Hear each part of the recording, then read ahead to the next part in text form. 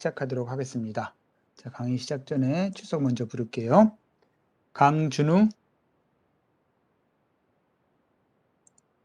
그 다음에 김경민, 김영웅, 박상영, 성창민, 그 다음에 신재현, 신재호, 엄찬호, 정건호, 한기병, 한상진, 권상윤, 권혁빈, 이예림, 허예원, 김채윤, 김여진,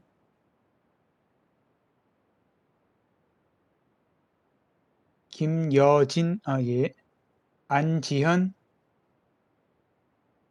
최윤서, 한희연,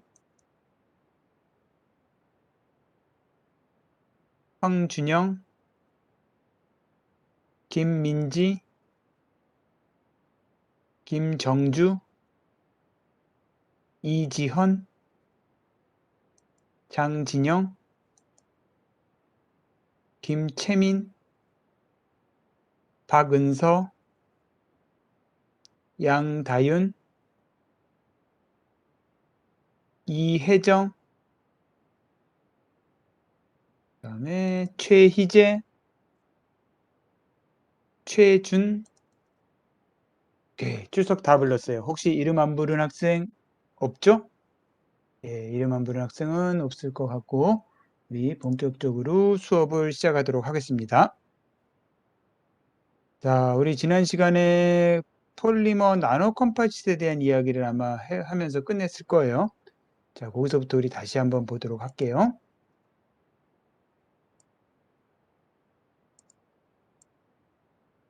자, 정리를 좀 합시다. 지금까지 하고 채팅창을 제가 열어놓고 합시다.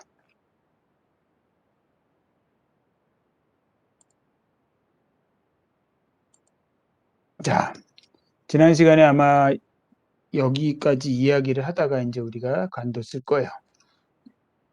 자, 지금 저희가 무엇을 하고 있는지를 다시 한번 좀 정리를 하고 그리고 나서 이제 계속 진도를 나가도록 할게요. 저희가 지금 하고 있는 거는 여러분들이 고분자 가공, 고분자 프로세싱에 대한 이야기를 하고 있어요. 고분자 가공에 대한 이야기를 하고 있고, 고분자를 가공을 한다는 것은 고분자를 재료를 가지고 여러분들이 제품을 만든다고 말씀드렸죠. 고분자 재료로 제품을 만드는 방법. 그런데 이렇게 고분자 재료를 가지고 제품을 만들 때 재료만 가지고 여러분들이 제품을 만들 수도 있지만은 대부분의 경우에는 이 재료를 보조해 주는 역할에 첨가제를 집어넣는다고 말씀을 드렸어요. 그래서 이 첨가제의 역할은 고분자 제품의 여러분들이 고분자 제품을 만들 때 그 제품이 여러분들이 원하는 또는 목표로 하는 물성을 갖게 하는 것, 또는 가공할 때 변성을 막거나 가공의 용이성을 주기 위해서 넣는 모든 부재료들을 우리가 첨가제라고 말씀을 드렸고, 이 첨가제에 대한 걸 이제 여러분들하고 공부를 하고 있는 중이에요. 자, 첨가제 중에서 가장 처음에 나왔던 게 뭐냐면은 가소제, 플라스틱 사이저죠. 그 얘기를 했고, 이제 지금 우리가 하고 있는 거는 이 첨가제 중에서 충진제 또는 우리가 이제 보강제라고 부르는 것들. 자, 이건 뭐냐면은 넣어주는 물질이 어떤 비용을 절감하는 차원에서 넣어준다 그럴 땐 우리가 충진제라고 하고, 똑같은 물질인데 걔가 들어가서 어떤 물성의 향상을 가져온다 그럴 때 우리가 이제 보강제라고 그랬죠. 그래서 이제 보강제 이야기를 하다 보니까 어디까지 간 거예요? 우리가 컴포지트에 대한 이야기를 갔죠. 컴포지트는 복합재료예요. 그래서 이건 뭐 꼭 고분자에 국한된 게 아니고 하여튼 여러 가지 다른 물질 재료들을 섞어 가지고 뭔가 새로운 기능을 가지는 재료를 만들면은 그거를 우리가 컴파짓이라고 이야기를 했고, 이 컴파짓 중에서 고분자를 베이스로 한 컴파짓에 대한 이야기를 여러분들하고 이제 하는 중이에요. 그래서 이 고분자를 베이스로 한 컴파짓 중에 대표적인 게 이제 타이어, 그다음에 FRP, CFRP, 그다음에 CC 컴파짓. 뭐 이제 이런 이야기들을 우리가 지난 시간에 쭉 여러분들한테 소개시켜 드렸어요. 그래서 이건 어떻게 보면 꼭 뭐 고분자라기보다는 고분자를 이용한 신소재, 약간 요 정도의 개념으로 여러분들 생각하면 되고, 이제 이 고분자를 이용한 컴파짓 중에 여러분들이 조금 기억해 두실 게 뭐냐면 바로 이 폴리머 나노 컴파짓이라는 거죠.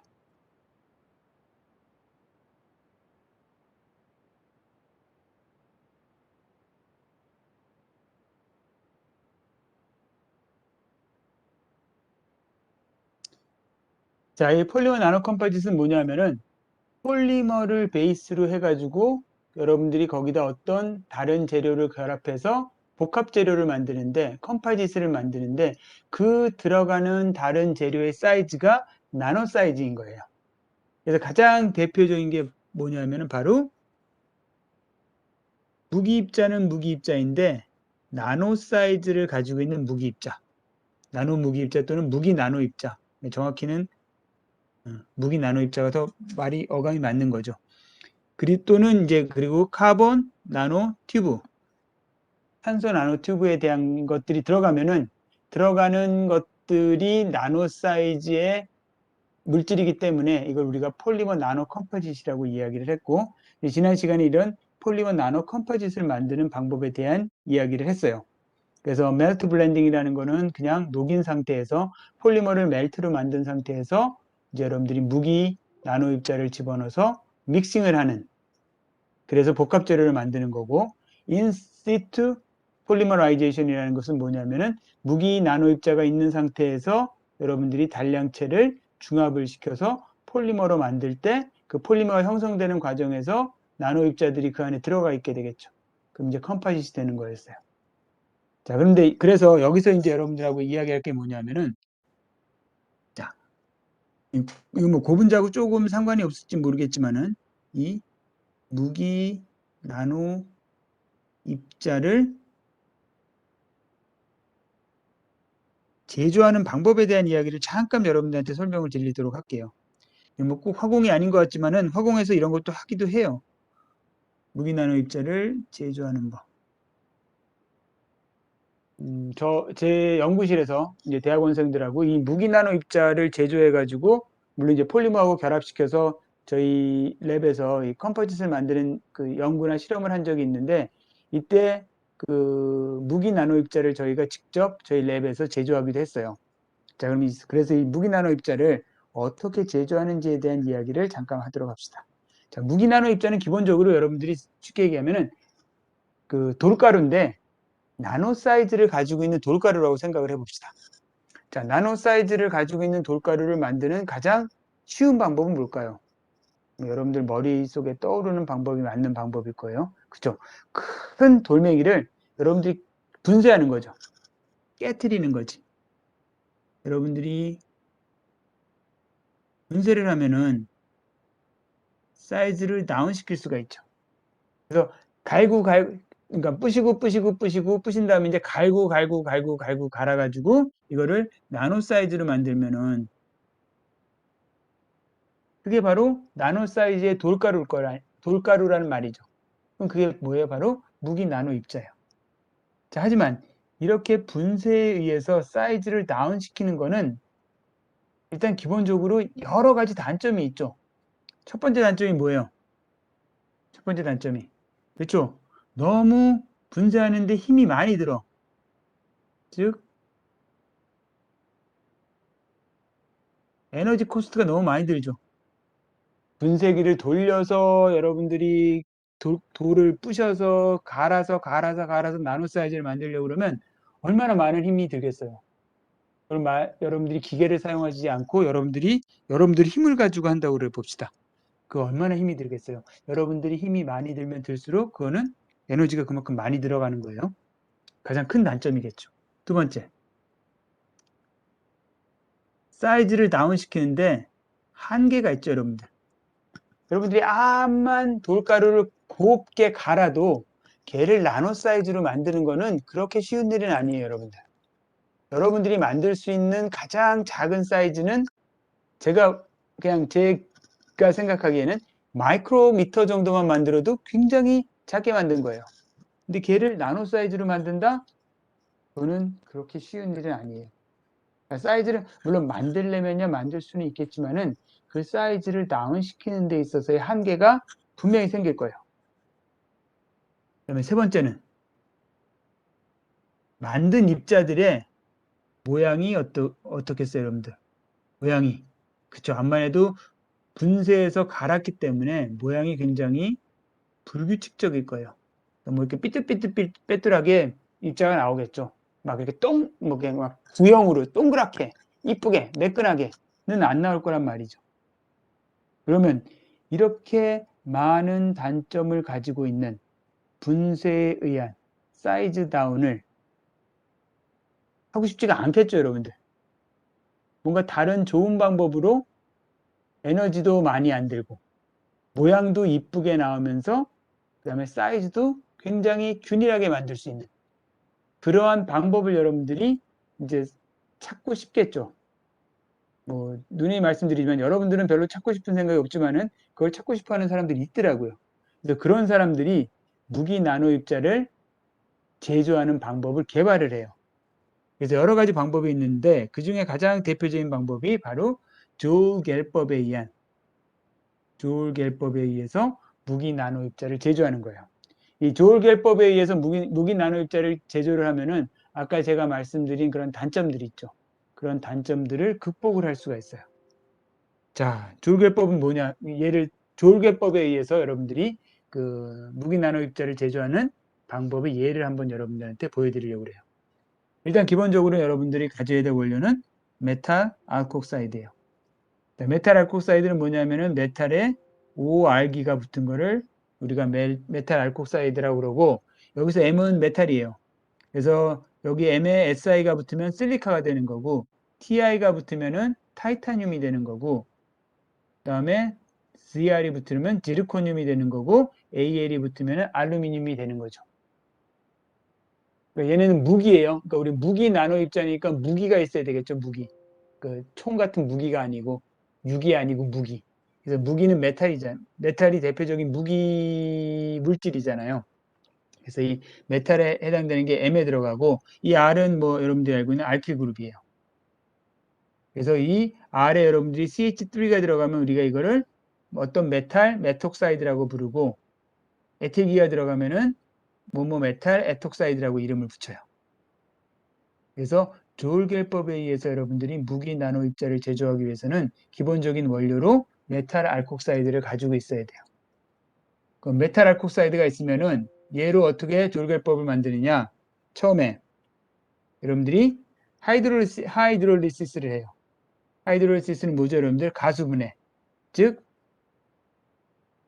메탈 알콕사이드를 물과 결합시키면은 가수분해가 일어나서 저기 나와 있는 그 OR 그룹 중에 하나가 떨어져 나오고 OH 그룹이 붙게 돼요. 그래서 가수분해에 의해서 일단 메탈 알콕사이드를 여러분들이 수화를 시켜줘요. 그러니까 OH 그룹을 하이드록시 그룹을 붙여주는 거죠. 그리고 나선 여러분들이 뭘 한다? 컨덴세이션을 해요. 늘 예전에 중합 반응할 때 우리 축합 배웠죠. 축합을 시키는 거죠. 축합은 뭐냐면은 두 물질이 반응하면서 H2O나 HCl 같은 작은 분자가 떨어져 나오는 걸 우리가 축합 반응이라고 이야기를 해요. 그러면 아까 하이드록실 그룹이 붙은 메탈 알콕사이드들이 있겠죠. 얘네들 둘이 결합을 하면서 물이 떨어져 나와요. 이런 하이드롤리시스라면 어떻게 돼요, 여러분들? 그러니까 메탈끼리 이제 이렇게 뭉치기 시작을 하는 거죠. 이런 메탈끼리 뭉쳐가지고 어느 사이즈가 되면은 그게 바로 입자가 되는 거잖아요. 이런 식으로 입자를 서서히 키워나가는 거. 이게 바로 조울겔법이에요. 그래서 조울겔법에 의해서 무기 나노 입자를 제조할 때는 원료로서 메탈 알콕사이드가 있어야 되고 이 메탈 알콕사이드를 하이드롤리시스하고 컨덴세이션을 시켜서 점점 성장시켜 나가는 방법. 자, 이렇게 성장시켜 나가면은 장점이 있죠. 일단은 사이즈를 여러분들이 굉장히 작은 것으로부터, 그러니까 그러니까 분자 단위의 사이즈로부터 얘를 점점 키워나가는 거기 때문에 굉장히 작은 사이즈를 여러분들이 얻을 수가 있어요. 나노 사이즈보다 더 작은 사이즈도 여러분들이 얻을 수가 있죠. 그리고 얘는 이렇게 성장시키는 거기 때문에 그 모양이 어떻겠어요? 그쵸? 구형으로서 굉장히 균일하게 여러분들 균일한 모양을 가지고 있는, 그러니까 구형에 예쁘고 깔끔하고 매끈한 그러한 무기 나노 입자를 얻을 수 있는 거죠. 그러한 장점들이 있는 게 바로 조울 계열법이에요. 자, 이 부분은 여러분들 아마 작성을 하셔야 될 것 같으니까 한번 보도록 합시다. 제가 써놨는지 안 써놨는지 잘 모르겠지만은, 자, 시간을 드릴 테니까 정리할 사람은 정리하도록 합시다.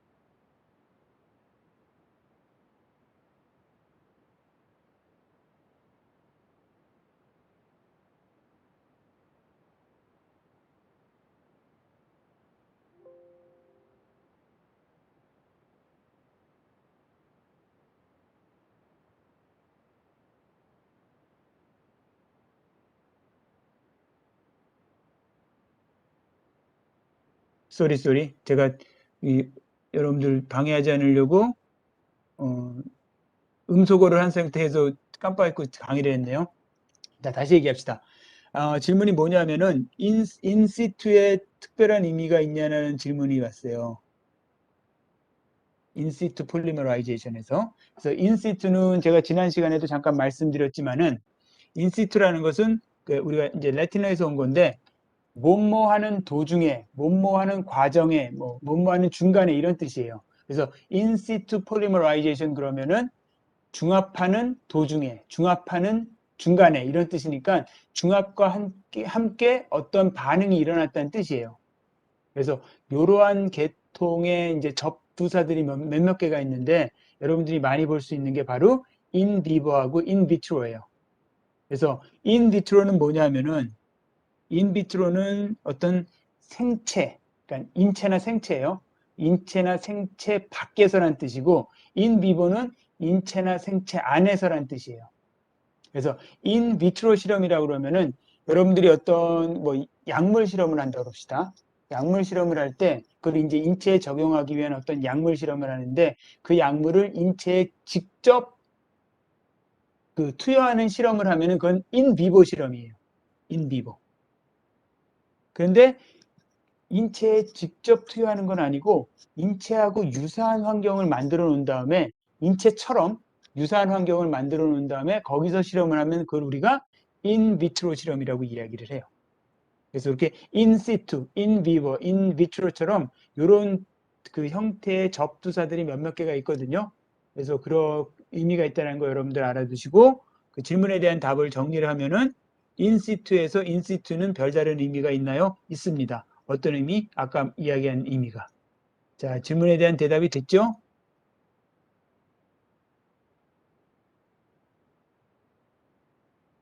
예.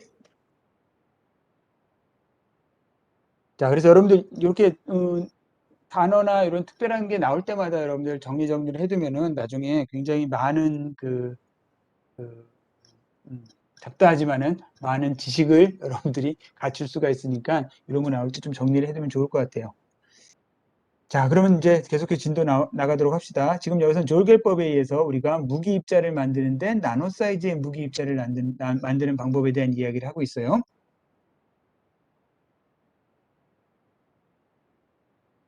자, 그럼 실질적으로 우리가 실리카 무기 입자를 한번 제조해 봅시다. 실리카 무기 입자를 여기서 우리가 한번 제조를 해 볼게요. 실리카 무기 입자를 제조하는데 실리카 무기 입자를 제조하기 위해서는 뭐가 필요해요, 여러분들? 실리카가 붙은 메톡사이드가 하나 필요하겠죠. 그걸 우리가 뭘 썼냐면은 테트라 에톡시실란이라는 거. 우리가 보통 테오스, TOS라고 약자로 많이 부르거든요. 테트라 에톡시실란이라는 메탈 알콕사이드를 하나 가져올 거예요. 가져왔는데 얘는 이렇게 생겼겠죠, 여러분들. SI가 있고 그다음에 에톡시가 테트라니까 몇 개가 붙어야 돼요? 한 개, 두 개, 세 개, 네 개. 얘를 여러분들 쓰면 SI에 OSC2H5에 네 개짜리란 말이죠. 자, 이렇게 테오스를 가지고 처음에 뭐를 시켜야 돼요, 여러분들? 무기 입자를 제조할 때는. 그쵸? 하이드롤리시스를 해야 되죠. 하이드롤리시스라는 것은 가수분해지만은 결국은 저기 알킬 그룹과 하이드록시 그룹을 교환을 하는 거죠. 교환을 하면 얘가 어떻게 돼요? 이런 식으로 저기 있는 그쵸? 그러니까 에톡시 그룹들이 다 OH 하이드록시 그룹으로 여러분들이 치환이 돼 버려요.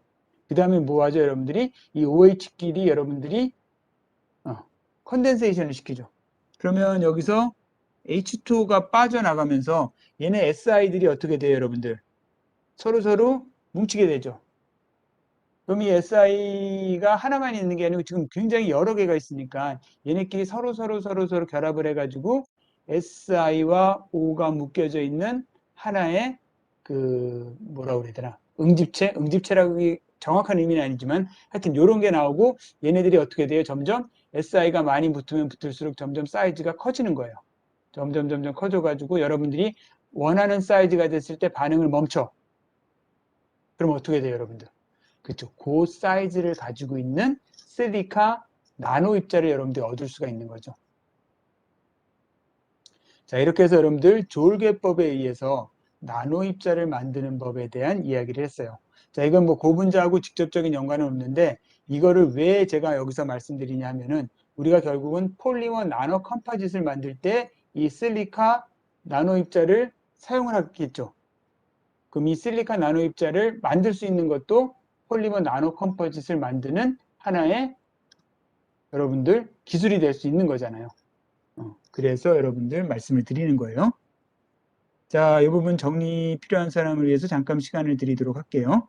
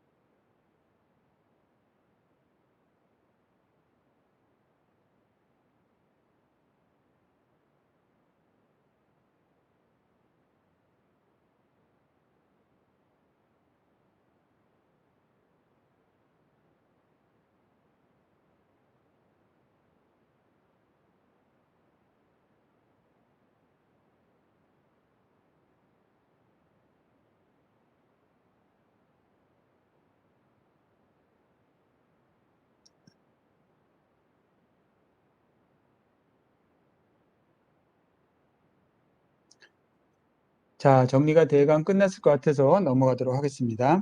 자, 이제부터는 본격적으로 아까처럼 여러분들이 만든 나노 입자를 가지고 폴리머 나노 컴포짓을 한번 만들어 봅시다. 자, 그러면 이제 여러분들이 아까 만든 그 실리카, 우리 나노 입자를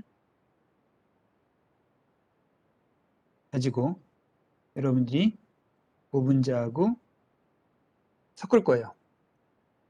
나노 컴포짓을 만들기 위해서는 고분자하고 실리카 나노 입자를 여러분들이 이제 섞어야 되겠죠. 우리가 이제 블렌딩을 한다고 생각을 할게요. 그래서 고분자를 여러분들이 고분자에 열을 가하면은 이제 온도가 올라가면서 고분자가 점점 어떻게 돼요? 플로우상으로 되죠. 그러니까 유동상으로 돼가지고 유동상 상태에서 이제 멜트가 된단 말이에요. 멜트가 되면 거기다 여러분들이 졸개법으로 만든 실리카 나노 입자를 집어넣어. 그리고 막 섞어요. 섞어서 여러분들이 폴리머 나노 컴포짓을 만들었어요. 그럼 여러분들이 원하는 그림은 이거죠, 이거. 이 그림을 원하는 거죠. 나노 입자들이 여러분들이 폴리머 매트릭스 내에 굉장히 균일하게 분산이 되어 있는 이 상태를 여러분들이 원하는 거란 말이에요. 그런데 실질적으로는 그렇지가 않아요. 왜? 입자가 작아지면 작아질수록 자기들끼리 더 잘 응집이 되려고 그러죠. 가장 대표적인 게 뭐냐, 그러니까 대표적인 예로 뭐를 들 수 있냐면 여러분들 자갈하고 아주 극단적으로 여러분들 그 파우더, 가루를 생각해 봅시다. 가루 같은 경우에는 자기네들끼리 뭉치고 어디 붙으면 잘 떨어지지 않는단 말이에요. 근데 자갈 같은 애들은 자기네들끼리 잘 뭉치려고 하진 않아요. 그거는 뭐냐 하면은 바로 사이즈의 차이에 의해서 사이즈가 작으면 작을수록 부피당 표면적이 굉장히 전체적으로 커지는 거잖아요. 이렇게 부피당 표면적이 전체적으로 커지면은 서로 자기네들끼리 응집하려는 것이 많아서 여러분들이 폴리머 내에 집어넣는 무기 입자의 사이즈가 나노 사이즈가 되면은 굉장히 작은 사이즈이기 때문에 자기들끼리 들러붙어요. 들러붙어서 이런 식으로 여기 나와 있는 이런 식으로 될 가능성이 크단 말이죠. 자, 근데 이런 식으로 되면은 결국은 뭐예요? 여기 바깥은 폴리머고 얘네들은 나노 입자끼리 뭉쳐져 있는 거죠. 그럼 이런 제품은 결국 균일성이 떨어지겠죠. 그러니까 여기 물성하고 다르고 여기 물성하고 다르니까 전반적으로 물성의 균일성이 떨어진단 말이에요. 그러니까 이런 거는 여러분들이 암만 컴포짓을 만든다 하더라도 아무 의미가 없어요. 이거는 좋은 컴포짓이 될 수가 없죠. 자, 그러면 이제 여기서 우리가 뭐를 해결해야 돼요? 자, 폴리머 나노 컴포짓이니까 반드시 나노 사이즈가 들어가야 되는 건 맞아요. 근데 나노 사이즈가 들어가면은 분산성이 떨어진다라는 단점이 발견이 되는 거죠. 그럼 이 분산성을 개선을 하기 위해서 여러 가지 노력들을 하겠죠. 그 노력 중에 한 몇 가지를 여러분들한테 소개를 시켜 드리려고 그래요. 그 노력 중에 하나가 뭐냐면 바로 다음과 같이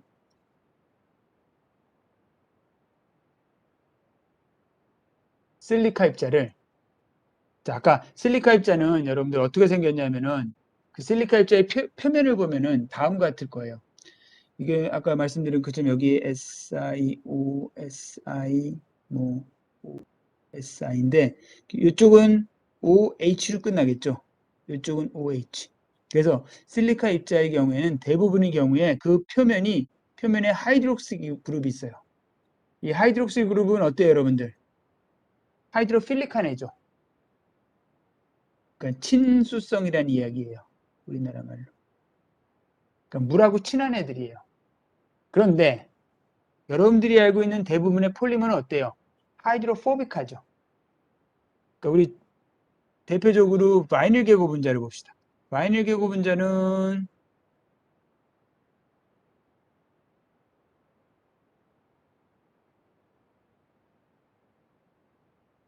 뭐 스타이렌을 볼까? 스타이렌은 보면 이렇게 생겼죠.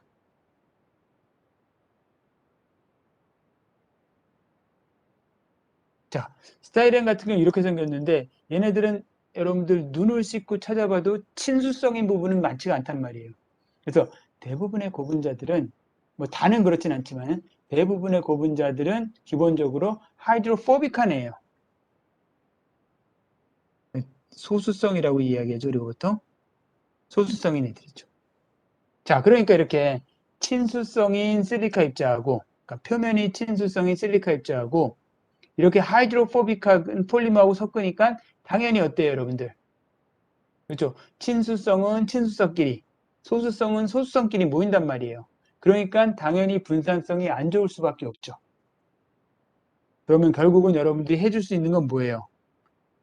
둘 중에, 그러니까 폴리머 자체를 소수성인 애로 그러니까 교환을 해준다든지. 그런데 여러분들 재료라는 거는 우리가 그렇게 친수성, 소수성에 의해서 바꿀 수 있는 건 아니잖아요. 우리가 어떤 물성을 달성하기 위해서 이런 재료를 썼으면은 그 재료를 막 바꿀 수는 없는 거죠. 그러면 표면이 소수성인 무기 나노 입자를 여러분들이 만든다든지, 뭐 이제 이거는 이런 방법을 쓸 수 있는데 여기서는 이렇게 하이드로포빅한 폴리머하고 하이드로필릭한 실리카 입자를 결합시킬 수 있는 방법을 한번 생각해 보자라는 거예요. 그럼 이제 우리가 할 수 있는 방법이 뭐냐면은 무기 입자의 표면을, 지금 표면에 OH가 있으니까 이거를 우리가 하이드로포빅한 애로 바꾸어서 개질하여서 고분자와의 상용성을 증대시킬 수 있는 방법을 여러분들이 한번 생각해 볼 수 있을 거예요.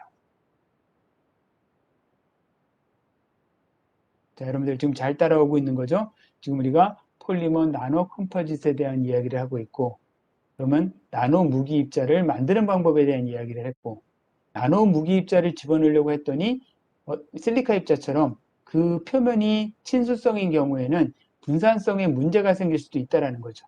그럼 이렇게 그 표면이 친수성인 무기 나노 입자를 소수성인 폴리머 매트릭스에 잘 분산시키기 위한 방법 중에 하나로 무기 입자의 표면을 소수성으로 하이드로포빅하게 개질하는 방법에 대한 이야기를 이제 여러분들한테 소개해 드리려고 하는 거죠. 자, 그래서 봅시다. 무기 입자의 분산성을 향상하는 방법으로서 일단 기본적으로 여러분들이 다음과 같이 나노 입자 하나하나를 소수성인 또는 여러분들이 집어넣고자 하는 매트릭스와 동일한 폴리머로 쉘을 만드는 거예요. 그러니까 각각의 하나하나마다 그렇게 쉘을 만들어 놓으면 제일 좋겠지만은 하나하나마다 쉘을 만들기가 어렵겠죠. 그렇죠. 그 나노 사이즈 한 개에다가 폴리머 쉘을 싼다는 게 힘들 거란 말이에요. 그럴 때는 적어도 그러니까 뭉치지 않는 범위, 그러니까 뭐 한두 개, 내지는 두세 개 정도를 모아서 쉘로 쌀 수도 있겠죠.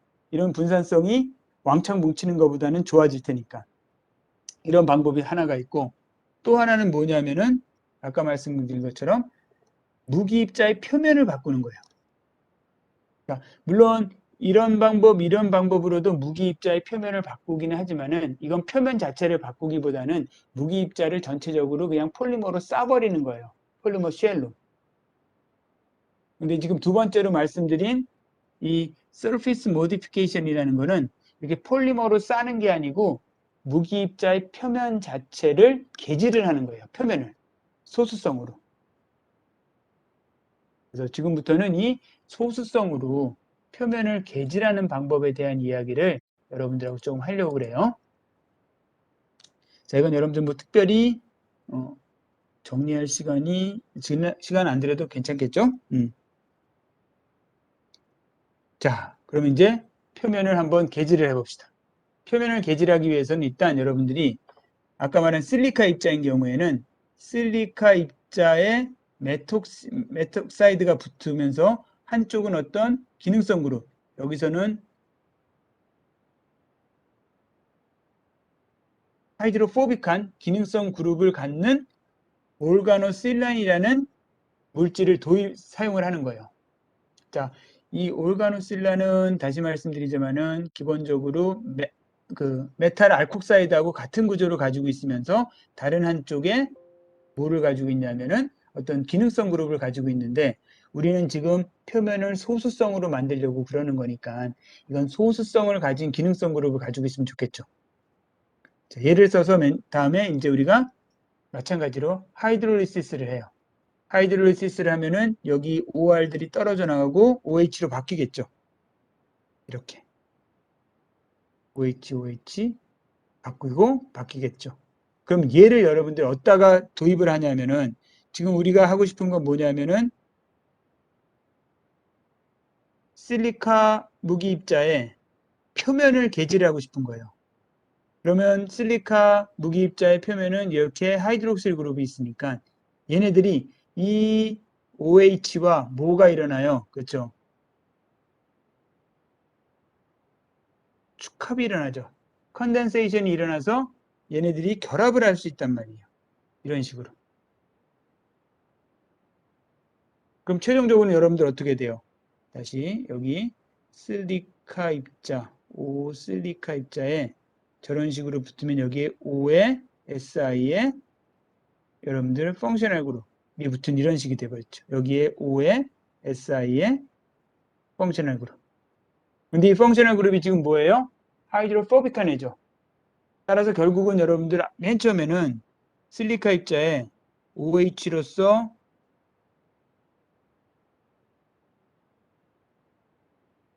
친수성인 실리카 입자였는데 얘가 표면 계지를 통해서 어떻게 되는 거예요? 결국은 결론적으로는 펑셔널 그룹만 붙은 실리카 입자가 된 거죠. 근데 이 펑셔널 그룹이 지금 뭐라고요? 소수성 그룹이야. 따라서 이제 얘는 표면이 소수성으로 개질이 된 무기 나노 입자가 된 거고 이 무기 나노 입자는 소수성인 폴리머 매트릭스와 상용성이 친수성인 애보다는 훨 좋아지겠죠. 그러면 당연히 분산성도 향상이 되는 거겠죠. 자, 무슨 말인지 이해가 됐을 거라고 생각을 해요. 그래서 이런 식으로 우리가 무기 나노 입자의 표면을 개질을 해서 폴리머 매트릭스와의 분산성을 향상시킨 그래서 폴리머 나노 입자, 물성이 균일한 폴리머 나노 입자를 만드는데 활용을 할 수가 있어요. 오케이? 자, 여러분들 잠깐 시간을 드릴 테니까 정리를 하도록 하고 혹시 질문이 있는 학생은 질문을 해주시면 되고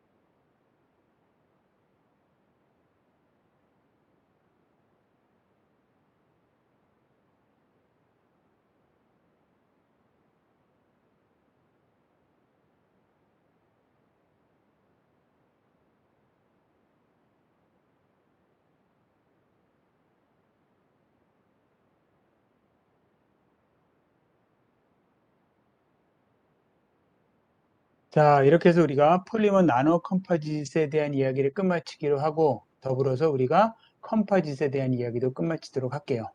그래서 이 컴포짓이라는 것은 꼭 그 폴리머에만 국한되는 것은 아니지만은 이 폴리머를 베이스로 한 컴포짓도 굉장히 많은 것들이 있다. 그리고 이런 컴포짓을 잘 활용을 하면은 그 신소재, 새로운 기능을 가지고 있는 신소재를 여러분들이 개발하는데 활용을 할 수도 있다라는 것을 좀 알아두도록 합시다. 자, 다음은 이제 다른 첨가제로 넘어가도록 하겠습니다. 자, 다음은 이제 안정제에 대한 이야기를 할 거예요. 안정제는 뭔가를 할 때는 안정시키면 되겠죠. 뭐를 안정시키느냐? 자, 고분자를 여러분들이 가공하는 과정에서는 고분자가 이제 변성이 일어날 확률이 크다고 그랬어요. 근데 그 변성을 일으키는 가장 큰 세 가지 요소가 뭐냐면은 바로 열, 산소, 자외선이에요.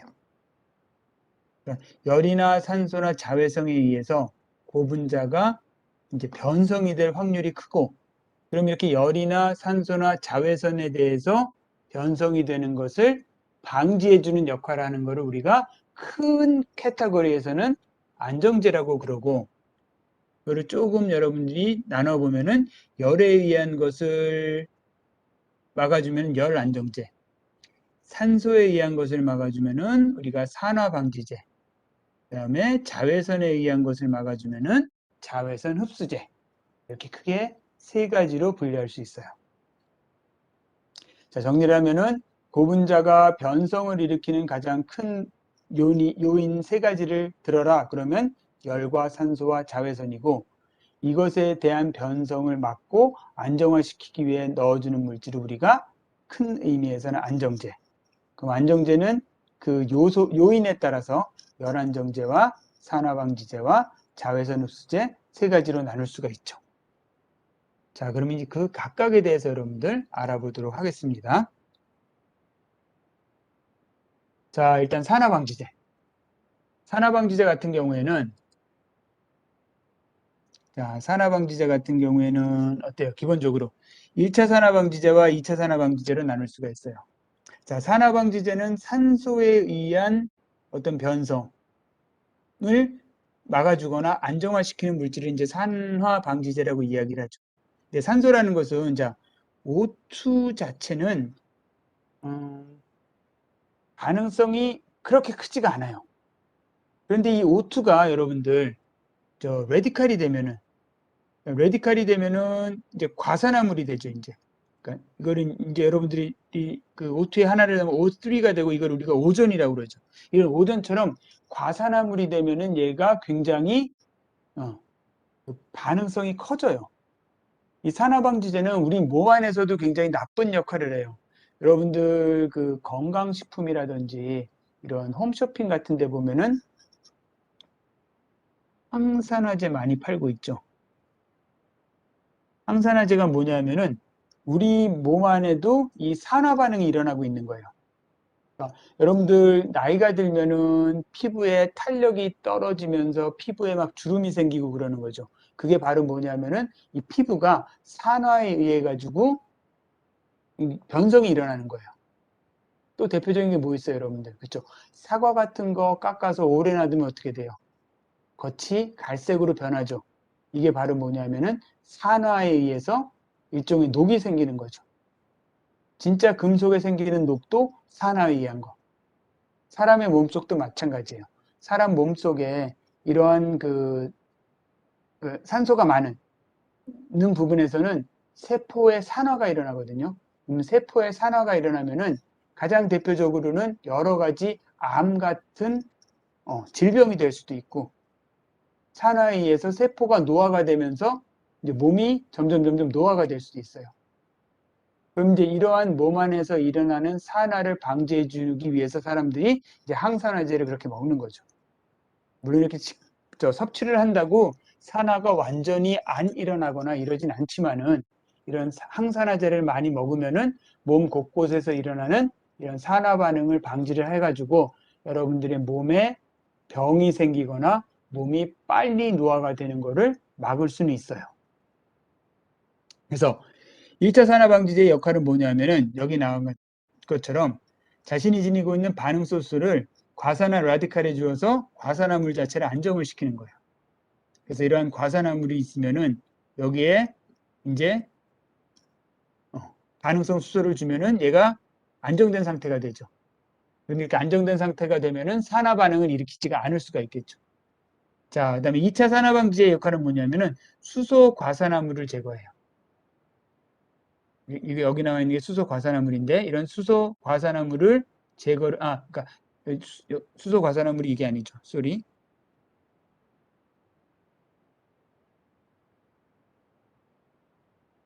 앞에서 만들어진 1차 산화 방지제가 이제 그 과산화물을 안정시켜서 수소 과산화물을 만들면은 이 수소 과산화물을 다른 색깔로 하자. 수소 과산화물을 넣으면은 이 수소 과산화물을 여러분들이 제거를 해가지고 이런 식으로 수소 과산화물이 아닌 걸로 만들어 버리죠.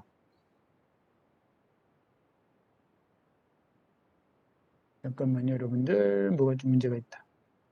오케이, 됐다. 자, 그래서 다시 정리를 하면은 산화방지제 같은 경우에는 산소에 의해서 변성이 일어나는 것을 막고 안정화시키는 물질로서 1차 산화방지제와 2차 산화방지제가 있고 1차 산화방지제는 과산화 라디칼을 그러니까 과산화물을 여러분들이 수소 과산화물로 바꾸고 이 수소 과산화물을 2차 산화방지제가 여러분들 제거를 해주는 거 이런 역할로 산소에 의한 변성을 막아주는 거를 우리가 산화방지제라고 이야기를 해요.